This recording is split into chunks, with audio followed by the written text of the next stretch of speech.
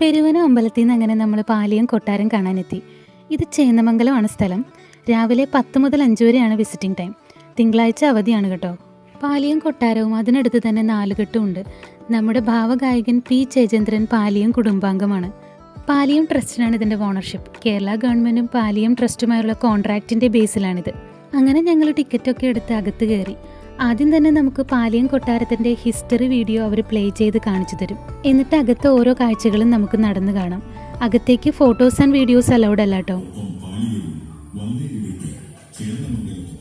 കൊച്ചി രാജാവിൻ്റെ മന്ത്രിമാരുടെ കുടുംബക്കാരാണ് പാലിയം കുടുംബക്കാരെന്നറിയപ്പെടുന്നത്. മന്ത്രിപദം അലങ്കരിച്ചിരുന്നയാളാണ് പാലിയത്തച്ഛൻ. ഡച്ച് സ്റ്റൈലിലാണ് കൊട്ടാരം പണി കഴിപ്പിച്ചിരിക്കുന്നത്. ഇവിടെയുള്ള ഓരോന്നും നമുക്ക് സ്റ്റാഫുകൾ എക്സ്പ്ലെയിൻ ചെയ്തു തരും. അന്നത്തെ കാലത്ത് അവർ ഉപയോഗിച്ചിരുന്ന ആയുധങ്ങൾ, പാത്രങ്ങൾ, ആയുധപ്പുരകൾ എല്ലാം നമുക്കിവിടെ കാണാം. നന്ദനം ഫിലിം ഇവിടെയാണ് ഷൂട്ട് ചെയ്തേട്ടോ. ഈ കാണുന്നതാണ് ഉണ്ണിയേട്ടൻ്റെ വീടായി ഫിലിമിൽ കാണിക്കുന്നത്. ഇനി നമുക്ക് പാലിയം നാലുകെട്ട് കാണാൻ പോവാം. പാലിയം കുടുംബത്തിലെ സ്ത്രീകൾ മാത്രം താമസിച്ചിരുന്ന സ്ഥലമാണ് പാലിയം നാലുകെട്ട്. അതിലെ തന്നെ ഏറ്റവും മുതിർന്ന സ്ത്രീയാണ് ഭരണം നടത്തിയിരുന്നത്. ഈ നാലുകെട്ടിന്റെ പടിഞ്ഞാറേ ഭാഗത്ത് ഒരു ഭഗവതി പ്രതിഷ്ഠയും തെക്ക് ഭാഗത്ത് അന്ന് ഉപയോഗിച്ചിരുന്ന ശ്മശാനവും നമുക്ക് കാണാം.